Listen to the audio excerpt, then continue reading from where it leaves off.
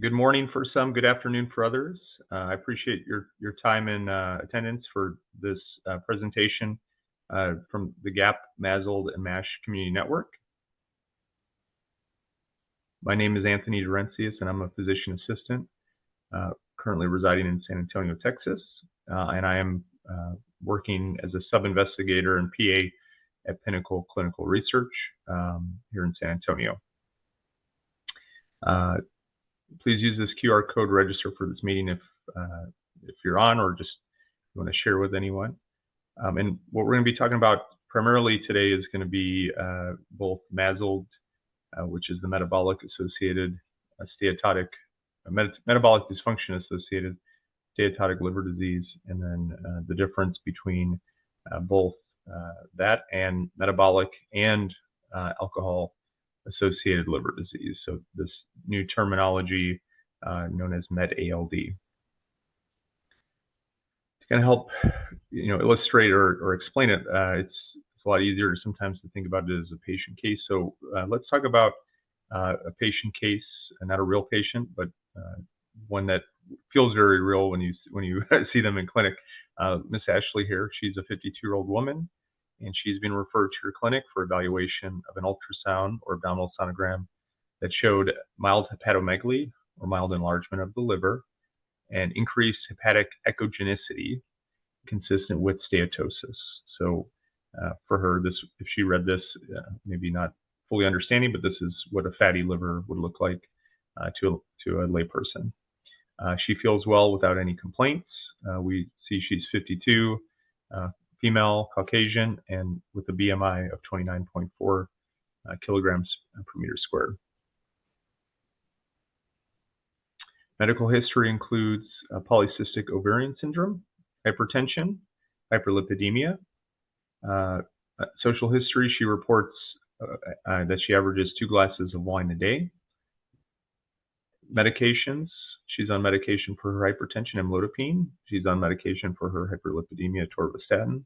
She takes a multivitamin and milk thistle, likely for her liver.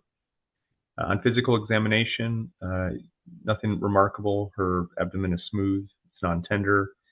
You don't feel any, or I guess when you're feeling the liver edge, you don't feel anything that's causing tenderness or enlargement. Further on examination, her vitals show that she is hypertensive at clinic, 140/78 blood pressure, heart rate 76, normal temperature, 90.4 degrees Fahrenheit. Weight is 161 pounds with a height of 5'2". That equates to the 29.4 BMI. Lab testing, we see that her liver enzymes, or liver-associated enzymes, AST, ALT, are both elevated, with an AST over ALT 55 to 46. Her alkaline phosphatase of 140. That's also likely a little bit over the normal upper limit based on your lab reference range. T-Billy is at the upper limit of normal at 1.2. Platelets, normal range, 210,000. Hemoglobin A1C, 5.9%. This would put her kind of in the pre-diabetic range. And triglycerides are also elevated, 185. And these were done fasting. Next that we perform as part of the initial evaluation is we get a transient elastography, or a VCTE, also known as FibroScan, and her values come back at 11.4 kilopascal for the liver stiffness measurement, and a cap of 310 down below. So this slide shows you kind of the reference ranges, or just kind of the idea of what good values are compared to higher values, and correlation with fibrosis and steatosis. So for those that's seen 11.4 kilopascal, this is something that is concerning for more advanced or significant fibrosis. This could be F3 fibrosis, as this 11.4 falls in that window off to the right side. And then cap of 310 is definitely consistent with steatosis. Reference ranges vary, but no doubt steatosis, this would denote or be consistent with more severe or S3 staging of steatosis. So if we talk about now, if I was going to discuss this with her or just in general, so we have, a female patient with elevated liver enzymes, with steatotic liver disease on imaging, and some risk factors on top of her consuming alcohol daily. The FibroScan then kind of, you can say, officially diagnoses her with steatotic liver disease as well. That confirms that diagnosis. But now we're going to definitely want to know truly degrees of fibrosis. So with steatotic liver disease, and this great kind of infographic picture can be seen in Ranella et al. Kind of multi-society statement, and helping to kind of explain the different nomenclatures and differentiated kind of conditions that fall under the umbrella of steatotic liver disease. So fatty liver disease, when broken down, you have kind of different terminology, or just different groupings that people can have. So all the way to the left, we have what's previously known as NAFLD, or non-alcohol fatty liver disease, now renamed and noted as MASLD, metabolic dysfunction associated steatotic liver disease. And prior NASH, non-alcoholic steatohepatitis, is now MASH, or metabolic dysfunction associated steatohepatitis. Skipping over that middle group just for a moment, we have alcohol-associated liver disease, ALD, which will cause steatosis as well. And then we have other more specific etiologies, whether it's from a drug-induced liver injury, some monogenic or genetic causes of steatotic liver disease, miscellaneous, and then there still can be cryptogenic or unknown causes. But this big one with the MASLD and an increase in alcohol intake is now newly termed MetALD. We know that it's really based on true weekly and daily alcohol intake. So this kind of meter showing you a range of MASLD or ALD predominant obviously will depend on both daily and weekly quantities of alcohol, and this is going to be in grams. So 140 to 210 grams weekly, or less, or maybe less than that is kind of considered more MASLD predominant. Anything over 350 grams to 420 grams per week, anything greater than that is more ALD, alcohol associated. But then we have this middle group, so this 140 to 210, and this is I should clarify that the 140, or the lower limit, is for women. The 210 is for and the upper limit is more for men. But so in between that, we have what could be a little bit of both the MASLD and the alcohol. So these numbers will be important as we go. So just, whenever we look at these kinds of numbers, just to kind of put it into real perspective, and, when we talk with patients and they report their alcohol intake, we don't really think of grams very often. So, what is a standard drink, and, drinks per day or drinks per week. So we think of a standard drink as 14 grams. This is kind of a good picture and a good reference to kind of say, well, what is the equivalent in someone who says they drink, 2 drinks of, two daily beers versus 2 daily glasses of wine. So quantity is important. And then, if we use beer, for example, a 12 ounce can of beer versus maybe a 20 ounce or more. With wine or other liquors or drinks that you pour in, of course, size will matter. So this is not easy for most people to measure and tell you exactly, but this is pretty good. So obviously, when we look at amount of ounces per alcohol content, the smaller percentage of alcohol content, will allow you to have a higher volume of alcohol. So, beer having 12 ounces because it's only 5% alcohol content versus, distilled 80 proof spirits where a 1.5 ounce shot is the equivalent based on the fact that it's 40% alcohol. I don't think this is anything that, is too shocking. So just, to understand the dual aspect of of MetALD and why why this is now kind of the topic of today's discussion and just how we understand it. So we definitely know that the idea that two injuries or two hits to the liver can be problematic, but they do kind of attack, or the pathophysiology is a little different for both, for both reasons. So risk factors for off here on the left, we know for fatty liver disease, MASLD, NAFLD previously, insulin resistance, diabetes, obesity, the metabolic kind of syndromes, and then how we're eating with our food choices, our lifestyle, are we sedentary or active? There are definitely some genetic factors, and I'm going to show you a slide on that here soon. And then we talk about alcohol intake now as another factor. Like together, it's going to disrupt the microbiome. This affects, production of ethanol, lipopolysaccharides.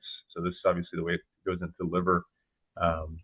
There's increase in inflammatory response. We see this for sure with the alcohol component. Kind of the upregulation of the chemokines, neutrophil-mediated immunity, macrophage activation. This is also kind of how this, we see the same kind of process in cancer formation throughout the body. But in the liver, then this kind of leads to accelerated fibrosis, disease progression, just cell death, impaired handling of lipids, et cetera. So this is just kind of a cascade of bad effects in the liver itself. So the drivers of liver disease, so as I just mentioned with genetic stuff, if we look at the bottom of the slide, cardiometabolic risk factors that we see specifically with MASLD, the obesity, the insulin resistance, type 2 diabetes, etc. Then the very bottom part with the alcohol use, the higher volume or the higher amount per day and per week, that increases your risk. And then the genetic risks. So here are some well-known and now kind of proven genetic polymorphisms and findings that actually increase your risk if found. Things like PNPLA3, the HSD171B, etc. So when we use the FibroScan or the transient elastography, or we just talk about staging of fibrosis, whether it's maybe the FibroScan or other things, we know that with higher degrees of fibrosis, the chance of liver disease, cirrhosis, and then ultimately decompensation increases drastically. So someone with this 3x3 risk kind of bar up or graph, those with with a low FibroScan of 5 kilopascal, it's considered F1.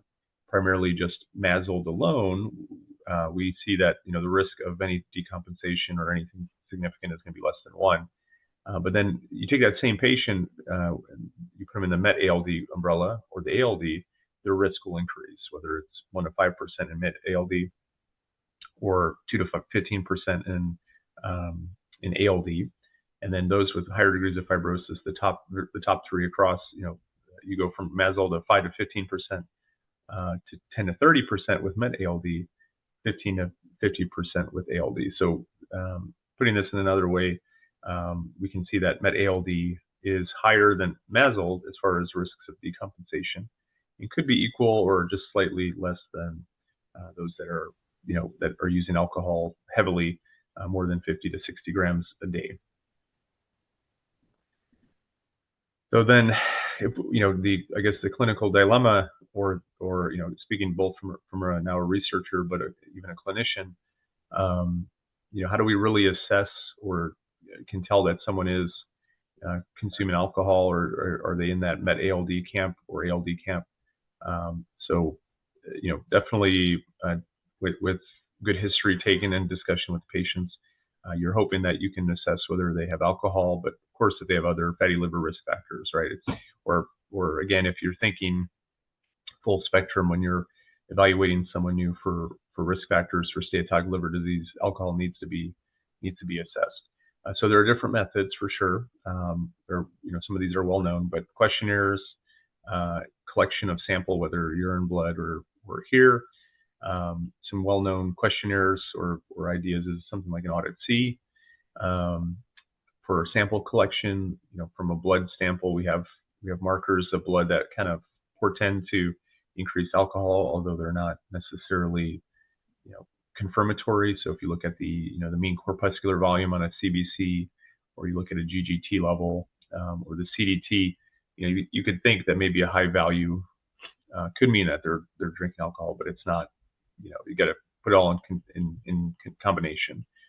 Doing urine testing, like the ethanol glucuronide, or by hair, you can have evidence of alcohol over the last several days. But questioning, getting some blood testing is kind of a good thing. And then what we're seeing is that, and this specifically, let's see if I can move this over. No.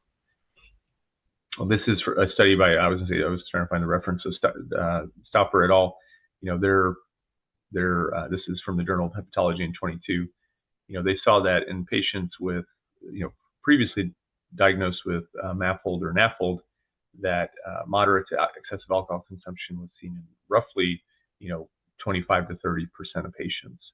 And, using more than just one modality and or just patient history showed that, it could definitely increase the area under the curve, or just kind of the predictive value to say that, this is something that confirms it. And this is going to be kind of the theme of the slides here, is we're seeing that, it's going to take more than just, just assessing via patient report for determination if they fall under MetALD or even ALD characterization. So more of an algorithm to show you, or to get your brain thinking as to what camp we're falling in as far as MASLD, MetALD, or ALD at the very bottom of this. But if there's evidence of metabolic dysfunction, they have 2 to 3 of these metabolic risk factors, which I won't go into much depth. I hope we understand that. But then with the assessment of alcohol use, so this is what we may not be doing as well. We do want to quantify alcohol in grams per week, and that's maybe doing some math using that slide from previous. So someone tells you they're drinking a 6-pack of beer a week. We know that one 12-ounce can of beer is 14 grams. We can do the math. Say 14 times 6 is the weekly intake. But people will say that, and is this all in one sitting, or is this are they underreporting? Is this actually 6-pack a couple times a week? We want to ask about just because they're drinking that presently, or they have a prior history of more hazardous drinking. So then again, we're going to go down and we're kind of list this, but what I want to kind of highlight, if you look at this flow chart, so on all the way to the left, evidence of metabolic dysfunction, if they only really have like one risk factor, or maybe no risk factors, I mean, that really would rule out MASLD. But in the case of maybe just isolated hypertension or high cholesterol, we definitely need to think that maybe it's not just from a metabolic disease. This could be actually secondary to alcohol use. They say, of course, they're not drinking, and that could be the risk factor for MASLD. But we should consider at this point now probably the best option for biomarker of alcohol use, and that's going to be the phosphatidylethanol or the PEth test, if available. And this is how we'll kind of determine if they have undisclosed alcohol use. And then maybe instead of this just being MASLD, this would be more MetALD. So for the PEth test, and I know I've worked further slides on this, anything less than 20 to 25 is considered, normal or negative. But you'd be surprised with, those people that are drinking the 140 to 350 grams a week in females, 210 to 420 grams a week in men. Their PEth can come back, anything over 25 and all the way up to 200. It's kind of the equivalent of saying, they're drinking, but not alcohol associated levels heavy. Although if you do the math, like this is still quite a bit of alcohol consistently. But if they don't report that, or they're kind of underreporting, this is where the PEth result will help us out immensely. So for her, going back to our patient case, Miss Ashley, she said she drinks 2 glasses of wine a day. she had hypertension, hyperlipidemia. Her PEth comes back at a 120. So this, this range of 20 to 200, when you look at kind of the, even the report often will say this, that, this is going to fall under moderate to heavy alcohol consumption. And I mean, at least she had reported this, but the 120 is a value that now is quantifiable, and for her risk and where she fits with fibrosis, like, we can use this even as a way to monitor how she can maybe reduce with the alcohol. We'll see improvement. So the PEth test, for those unfamiliar, this has been around for a little while, but we can see from studies that how it differs from even just like the blood alcohol content. In this graph is from hours of actual ingestion of a single binge of alcohol, which would be anything over a couple of drinks at a time. That the blood alcohol will kind of spike at 2 hours, and then by then it'll start to diminish, and even by 8 hours later, the PEth would be close to negative or normal at 20. But the PEth, although it may not be as quickly rising, it will stay high and or detectable for a lot longer. So even after a single binge, you can see a PEth over 20 for up to 12 days. So if we kind of extrapolate that to someone who's drinking every day or heavily, you can see how it just kind of will slowly rise.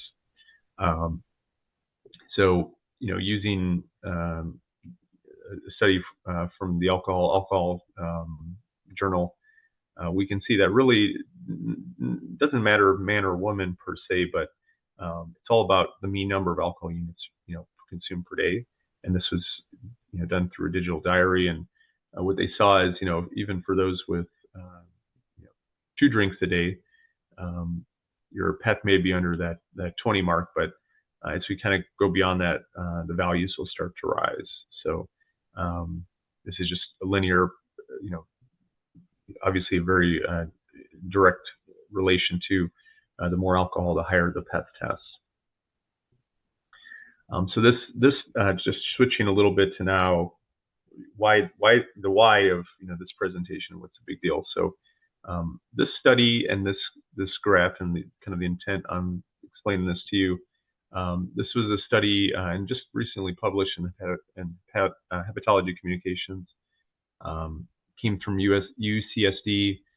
They were looking more for biomarker, or I guess fibrosis markers, biomarkers of predicting those with MetALD, and could we determine if they're higher risk, or can we utilize the same kind of biomarkers and the non-invasive tests to stage. But this study, what we're trying to show is that underreporting is a big deal, and misclassification of how much alcohol is a big deal. So this study screened 659 individuals, 617 were successfully enrolled based on meeting inclusion-exclusion criteria, and that's the top right table to show you just why some people were excluded or didn't meet it. 333 of them had self-reported some degree of alcohol. The rest either were never drinkers or they didn't meet the criteria for alcohol consumption. And just as the downward of this arrow thing shows you, only 11 females and only 9 men reported what would be MetALD levels of the 140 to 350 grams per week for females, and then the males would be 210 to 420 grams per week. But when correlated with PEth, especially with females, you see maybe there was an extra 10 that their PEth was more in line with that. But for men, they were much worse with being accurate, because 56 had a PEth that was over 25. So just really underreporting. And really 97 that were not initially suspected to have MetALD now kind of would fit more that category. So nearly a third of those that even had reported alcohol. I thought that was interesting.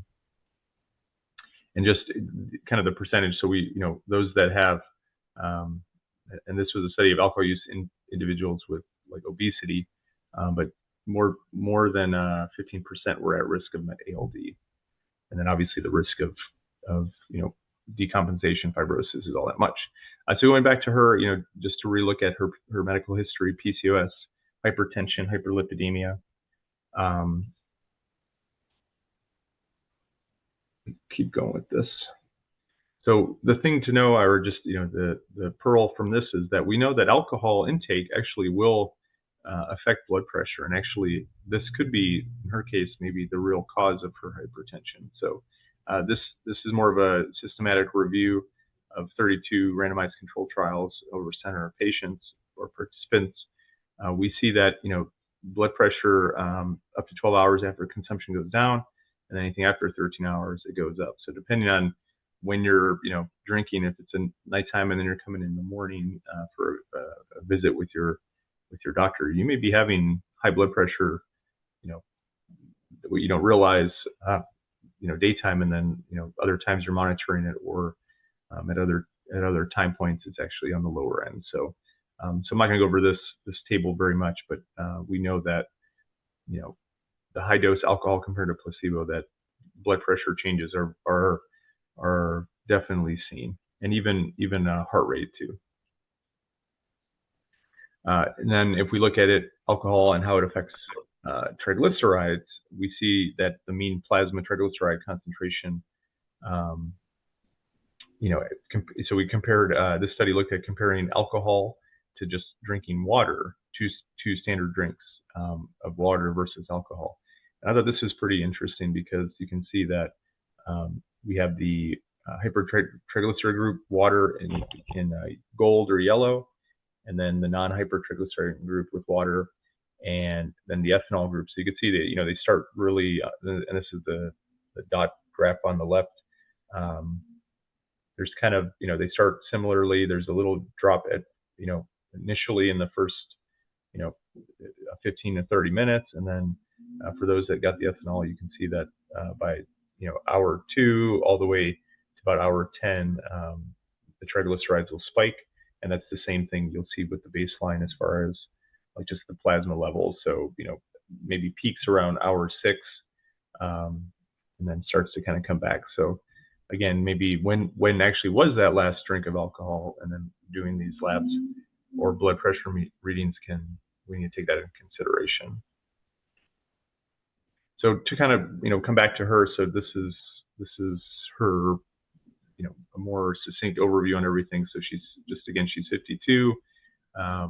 Why she was referred: she feels fine. Her labs were elevated, PEth was elevated. Her medications, the amlodipine, the atorvastatin, which is treating the hypertension, hyperlipidemia, which may be brought on by the alcohol of 2 glasses of wine per day. We don't really know the volume of those glasses, right? That's can also be helpful if we can kind of determine if this is a big glass, a small glass, etc. But from a hepatology mindset or GI hepatology, her transient elastography is definitely high. So she has potentially stage 3 or F3 fibrosis with a CAP score of 310. So this is also related to a steatotic liver disease.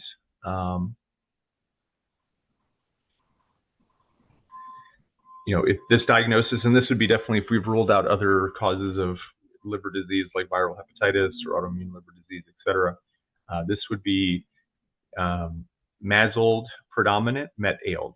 So again, this is metabolic ALD levels based on her 2 glasses of wine a day. And let's say that it is a standard drink. So that would be 28 grams a day. And we do that, the math of times 7, that would put her right in the, that 140 range, give or take. So, or that 140 to, if I go back to that slide, I will actually just to show you once again.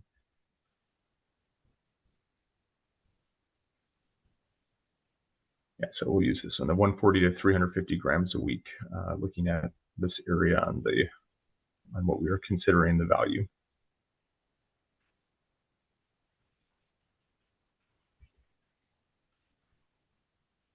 All right, so let's get us back to where we were.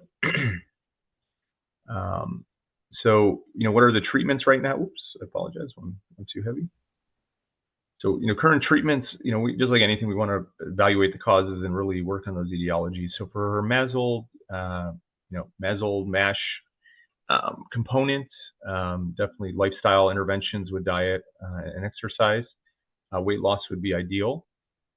Would she be a candidate for resmetirom? So this is a good question, and we know it's approved for MASH stage 2 to stage 3, but if this is truly MetALD, this is not something officially on the label to use, but and then there's a lot of just determination if for active alcohol use is maybe increasing her fibrosis staging assessment on NIT.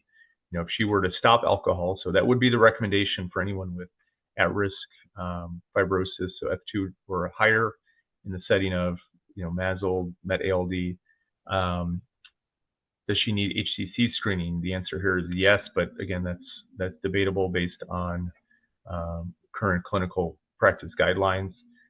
So this is something that I don't want to. It's a good slide to kind of get the brain going, but it's something that I think if you were to ask a lot of different people, you'd have different answers. So, but definitely, in my opinion, or just what I would definitely start with this individual. So lifestyle modifications for sure, exercise, diet, weight loss, whether that's through assistance with medications or not. We really need to work at alcohol reduction and ideally a stop in alcohol. Reassessment of her fibrosis would be reasonable, after 6 to 12 months. You can definitely, consider at least another imaging-based test for HCC surveillance, but with stage 3 MetALD, there's no I can't quote a guideline for you or recommendation just on that alone. In terms of clinical trials and what I do a lot, so we're trying to determine, based on a more objective data, not just subjective reporting. If we can really isolate and identify those that are drinking alcohol, they're not underreporting. We could standardize assessments, audit questionnaires, biomarkers, and then we want to really be able to certify abstinence. That's where things like PEth can be, ideal. We want to make sure that there are other, as far as what are the drivers of liver disease in the setting of MetALD, it still should be that there's more than one cardiometabolic risk factor. And as I mentioned earlier, with hypertension, hyperlipidemia related to alcohol, if they stop it, is it still persistent or was it just secondary to it? And they really don't have a metabolic risk factor. And then just exposure over time. So it shouldn't be just something brand new. Maybe fulfillment of the criteria during the last 6 to 12 months, both from the alcohol side and the metabolic risk factor side. So just kind of this slide is just kind of identifying, to really make sure we classify and we have a patient truly diagnosed with MetALD. We have components that meet that criteria. So take-home messages. A new definition MetALD. This bullet is not accurate. So alcohol intake, not beyond, but within 140 to 350 grams in women and 210 to 420 grams per week, respectively. That is the alcohol kind of component for MetALD. If it's less than that, it would be kind of MASLD predominant or MASLD only steatotic liver disease. If it's more than that, then that would be more alcohol associated liver disease. Clinical criteria could underestimate MetALD. So what that means is just, someone says they're only drinking 1 to 2 drinks a day, but maybe something like a PEth would disagree with that. It's closer to the score of 200 or higher. We want to make sure that drivers of liver disease are present, and just really in a setting of delineating, alcohol versus metabolic disease. There really still should be metabolic dysfunction present, before and after, and kind of with notwithstanding the amount of alcohol. Again, going back to the hypertension, hyperlipidemia, hypertriglyceridemia, adequate exposure. And in terms of clinical research, we're just trying to be more objective and understanding of what MetALD is. And then that way we can, do a better job of understanding, risks, fibrosis staging, appropriate treatments. And we do know that, there's definitely different socio-cultural realities where, alcohol use may be more acceptable in others. So this is something, we're I would say subjectively, opinion only, we've gotten a lot stronger and better with treatment and clinical research goals for MASLD and MASH now. MetALD is something that's definitely out there, underreported, and the same kind of treatment and research should be considered for that too. So I appreciate your time and attention. Please visit the GAP MASLD MASH network, and for any additional just disease state education, there's webcasts on Rezdiffra, etc.